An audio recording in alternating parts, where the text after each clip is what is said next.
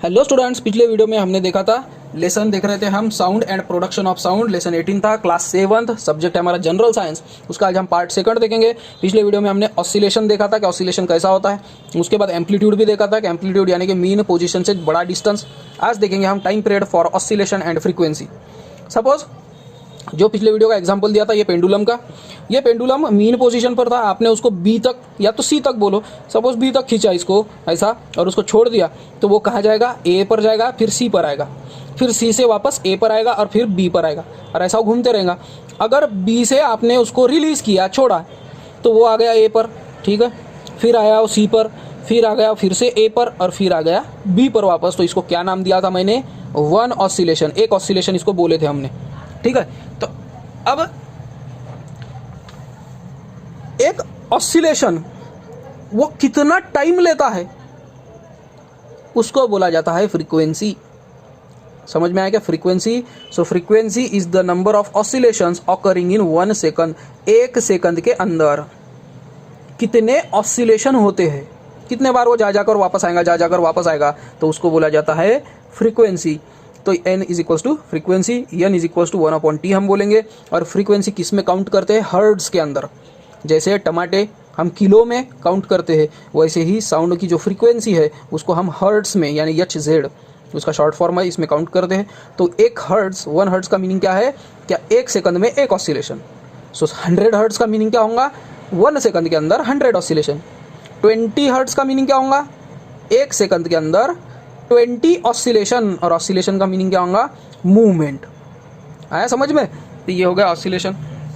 उसके बाद एक छोटा सा एक्सपेरिमेंट देकर है कि रूलर लो और अलग अलग साइज़ की उसको टेबल से छोड़ो और उसको, यानी स्टील की रूलर लेना है और उसको प्रेस करके छोड़ दो तो उसका आवाज़ आएगा, है ना। आपने करके भी देखा होगा ये, तो इसको बोलने की तो ज़रूरत नहीं है, इसमें से आवाज़ निकलेगा। और अलग अलग लेंथ की लेंगे, यहाँ पे देखो छोटी रूलर है, यहाँ पे थोड़ी बड़ी साइज़ है, ज़्यादा साइज़ है, उससे ज़्यादा साइज़ है, ये ज़्यादा साइज़ की थी, तो अलग अलग आवाज़ आएगा आपको, ठीक है। तो इससे उनको बताना क्या है वो देखेंगे हम। तो ये तो एक्सपेरिमेंट है, तो एक्सपेरिमेंट का ज़्यादा कोई हम टेंशन नहीं लेते हैं, क्योंकि लेसन समझना हमको इम्पोर्टेंट है। तो उसका मीनिंग तो क्या था, क्या वह फ्रीक्वेंसी अलग अलग रह सकती है, कि जितनी लेंथ होंगी ऑसिलेशन की उतनी ही अलग अलग फ्रीक्वेंसी उसकी आएंगी।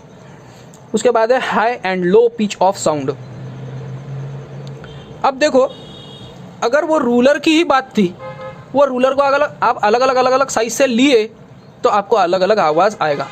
अब ये तार का भी आप एग्जांपल ले सकते हो कि ये वायर को ऐसे बांध दो और यहाँ पर वुडन ब्लॉक्स ले लो और वुडन ब्लॉक्स को अलग अलग घुमाओ और तार को खींचते रहो। यानी तार को ऐसा ऐसा ऐसा ऐसा खींचना है, फिर थोड़ा सा वुडन ब्लॉक आगे पीछे सरका कर देखना है, थोड़ा सा आगे लो और एक बार आवाज़ करो, और थोड़ा आगे लो और एक बार आवाज़ करो। तो आप देखेंगे कि आवाज़ की टाइप, आवाज़ का जो डिफरेंट टाइप्स का आवाज़ है वो आपको इसमें से सुनने के लिए मिलेगा। तो ऐसा क्यों हो रहा था? So when tension in the wire is increase, जब वायर का जो टेंशन, इसको टेंशन बोलेंगे ना, क्योंकि वायर ज़्यादा ही स्ट्रेच होगा, जैसे जैसे आप नज़दीक लेंगे, दूर लेंगे तो रिलीज होगा। जैसे उसका टेंशन इंक्रीज हो रहा था, the frequency is seen to increase, उसकी फ्रीक्वेंसी यानी वो उसका वाइब्रेशन भी बहुत बढ़ रहा था। And when it is reduced frequency also decrease, और जब आपने टेंशन कम कर दिया, ये वायर, ये वुडन ब्लॉक ही निकाल लिया समझो, या इसको यहाँ ले लिया, वायर जब ढीला पड़ गया तो तब क्या हो जाएगा, इसका फ्रीक्वेंसी भी डिक्रीज हो जाएंगी। We also perceive a difference in the sound generated, हमको साउंड में भी अलग अलग आवाज़ मिलेंगी, अलग अलग टाइप का आवाज़ तैयार होगा उसमें। When the tension in increase the resulting sound is a shriller, जब टेंशन बहुत ही ज़्यादा रहेगा तो टिंग टिंग आवाज आएगा, है क्या नहीं, बारीक आवाज़, इसको कर्कश बोलते हैं, जो कान को पसंद नहीं आएगा। अगर टेंशन रिड्यूस कर दिए तो साउंड लेस श्रिल यानी टॉइंग टॉइंग आवाज आएगा। समझ में आ रहा होगा आपको मुझे बोलना है क्या है? सो अगर बहुत ही टेंशन ज़्यादा ही टाइट वायर हो गया तो टिंग टिंग आवाज आएगा, और ये हो गया तो टॉइंग टॉइंग आवाज आएगा। तो आवाज़ चेंज हो गया है ना। सो क्यों, this is what called a high and low pitch of sound. इसको ही बोलते हैं कि ज़्यादा बारीक आवाज़ आना उसको बोलते हैं हाई पिच, और दबा हुआ जाड़ा आवाज़ आना उसको बोलते हैं लो पिच। जैसे कि गर्ल, एक आधे लड़की होंगी तो वो लड़की का आवाज़ नहीं कि बारीक आवाज़ आता है ना, तो वो कौन सा पिच है, हाई पिच है। और अपना आवाज़, बॉयज़ का आवाज़, मेरा जैसे मैं मैन हूँ, मेरा आवाज़, तो मेरा आवाज़ ज़्यादा दब कर आएगा, तो वो क्या है, लो पिच। आया समझ में? उसके बाद है intensity of sound and sound level. So loudness और softness of sound is indicated by 2 terms. जैसे आवाज़ कितना लाउड है, कितना सॉफ्ट है, तो उसको इंटेंसिटी ऑफ साउंड या तो साउंड लेवल भी बोलते हैं। So sound level is the intensity of sound as perceived by our ears. हमारे कानों में कैसा आवाज़ सुनने में आता है उसको कहा जाता है साउंड लेवल। ठीक है, the intensity of sound is proportional to the square of the amplitude of vibration. Sound होगा उसकी इंटेंसिटी किसके प्रोपोर्शनल है? Square of amplitude of vibration. Square मतलब स्क्वायर, जैसे कि देखो, जैसे मैंने बाउल का एग्जांपल दिया था पिछले वीडियो में, ये बाउल मीन पोजीशन पर है, इसको मैंने ऊपर तक खींचा और छोड़ दिया, तो जहां पर पकड़ा था ऊपर वो क्या था? एम्पलीट्यूड।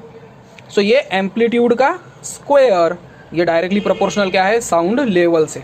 तो साउंड की लेवल मतलब एम्पलीट्यूड का स्क्वायर होता है। जैसे कि एग्जांपल के तौर पे हम देखेंगे, if the amplitude is double the intensity of sound become 4 times as much. तो डायरेक्टली प्रोपोर्शनल का मीनिंग क्या होता है? एक चीज़ बढ़ गई तो दूसरी भी बढ़ेंगी, और एक चीज़ कम हो गई तो दूसरी चीज़ भी कम हो जाएंगी। एग्जाम्पल उन्होंने दिया है कि अगर एम्पलीट्यूड को डबल कर देंगे ना आप, तो साउंड का लेवल कितना टाइम्स हो जाएगा? 4 टाइम्स हो जाएगा। ओके, उसके बाद है डेसिबल। डेसिबल ये यूनिट है साउंड लेवल मेजर करने का। जैसे अपन वाटर, मिल्क ये लीटर में मोजते ना, वैसे ही साउंड लेवल हम डेसिबल में काउंट करते हैं। सो उसका नाम डेसिमल क्यों रखा? क्या अलेक्जेंडर ग्राहम बेल ये साइंटिस्ट के ऑनर में उसको दिया था। और डेसिबल के कुछ हमको एग्जाम्पल देकर है कि अगर हम सिंपल सी बात करते हैं ना तो वो 60 डेसिबल में करते हैं, और अगर हेवी ट्रैफिक रहा तो 70 डेसिबल में हम करते हैं। ठीक है, तो इसको बाद में हम एक्सप्लेन करेंगे। यहाँ पर आपको धीरे धीरे उसको समझ में भी आ जाएगा बोलना। फिर उसके बाद है audible sound. The frequency of sound audible to human being is between 20 hertz to 20,000 hertz. अब आपने जो ह्यूमन ईयर है, हमारे जो कान है, उसकी सुनने की कैपेसिटी कितनी है? हमारी जो साउंड की फ्रीक्वेंसी 20 हर्ट्ज रहेगी और 20,000 हर्ट्ज रहेंगी, ये दोनों के बीच में अगर होंगी तो वो साउंड हम सुन सकते हैं। ठीक है, यानी कि ये रेंज के बीच में 20 हर्ट्ज से लेकर 20,000 हर्ट्ज। और हर्ट्ज का मीनिंग क्या है? कि कितने ऑसिलेशन हुए 1 सेकंड में। अगर 1 सेकंड में कोई चीज़ के 20 ऑसिलेशंस होते हैं तो वो है 20 हर्ट्ज, और ये आवाज़ हम सुन सकते हैं।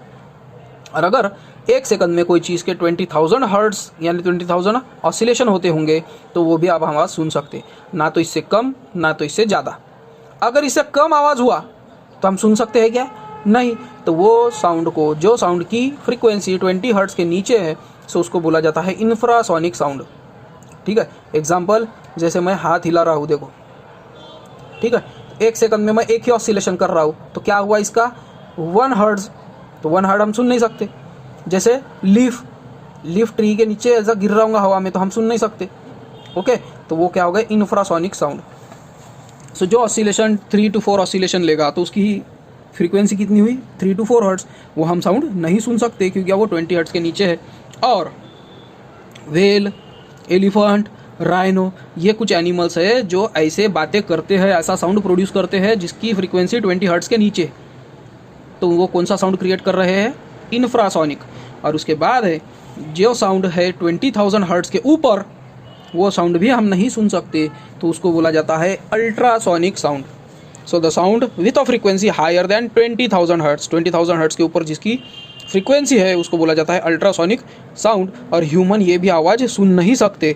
कुछ एनिमल्स है जैसे डॉग, ये वो साउंड सुन सकते हैं। इसलिए तो कुत्ते, जो डॉग्स है, वो रात में क्यों भौंकते हैं? क्योंकि उनको जो आवाज़ हमको नहीं सुने आती, वो आवाज़ उनको सुने आती है। दूर कोई बाईपास पर, दूर के रोड पर कोई गाड़ी जा रही होंगी तो उसको आवाज़ आता है और वो भौंकने लगते हैं, और हमको लगता है कि भूत आ रहा है ना।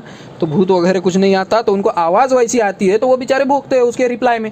हमको लगता है कि क्यों भौंक रहे हैं, क्योंकि उनको अल्ट्रासोनिक साउंड ये सुनने में आता है। ठीक है, फिर है कुछ यूजेस है अल्ट्रासोनिक साउंड के। So to clean delicate ornaments and tiny parts of watch, watch के छोटे छोटे पार्ट्स होंगे, कुछ ऑर्नामेंट्स होंगे, उनको क्लीन करने के लिए अल्ट्रासोनिक साउंड यूज़ करते हैं। To observe internal organs of the body, sonography, sonography में भी क्या करते हैं? अल्ट्रासोनिक साउंड ही सुनाया जाता है, यानी अल्ट्रासोनिक साउंड छोड़ा जाता है। उसके बारे में 9th स्टैंडर्ड में आपको और डिटेल में बात पता चलेंगी। To detect tumours in the brain, brain के अंदर के कुछ ट्यूमर्स होंगे भी, कैंसर वगैरह के, तो वो अल्ट्रासोनिक साउंड से पता करते हैं। फॉल्ट्स इन मेटल, मेटल में कहीं पर कुछ फॉल्ट वगैरह आया होगा ना, तो वो भी अल्ट्रासोनिक साउंड से पता कर किया जाता है। रडार सिस्टम, ये भी 9th स्टैंडर्ड में, रडार और सोनार और सोनोग्राफी, इसके बारे में 9th स्टैंडर्ड में अच्छे डिटेल में है। अभी आपको इतना याद रखना है कि रडार सिस्टम में इसका यूज़ होता है। To kill certain microbes and insects, microbes और इंसेक्ट्स को किल करने के लिए भी यूज़ किया जाता है। और फिर सोनार, साउंड नेविगेशन एंड रेंजिंग, तो इसमें भी जहाज़ों की, शिप्स की पोजीशन का पता लगाया जाता है। तो स्टूडेंट ये था हमारा लेसन। कुछ एनिमल्स के नाम भी देकर है कि ब्लू व्हेल ये इंफ्रासोनिक साउंड सुन सकती है और ह्यूमन का भी आवाज़ यानी ह्यूमन को सुनने आए, जैसे भी वायोलिन, फ्लूएट ये हम सुन सकते हैं। डॉल्फिन, बैट ये अल्ट्रासोनिक साउंड प्रोड्यूस करते हैं, सुन सकते हैं, ये हम नहीं सुन सकते। तो ये दो चीज़ें हम नहीं सुन सकते, बट ये मिडल सुन सकते। तो स्टूडेंट्स ये था हमारा लेसन। एक्सरसाइज ये आपकी होमवर्क रहेगी, अच्छे से पढ़ाई करना, यही मेरा मैसेज रहता है। मिलेंगे हम नेक्स्ट वीडियो में। Till then bye.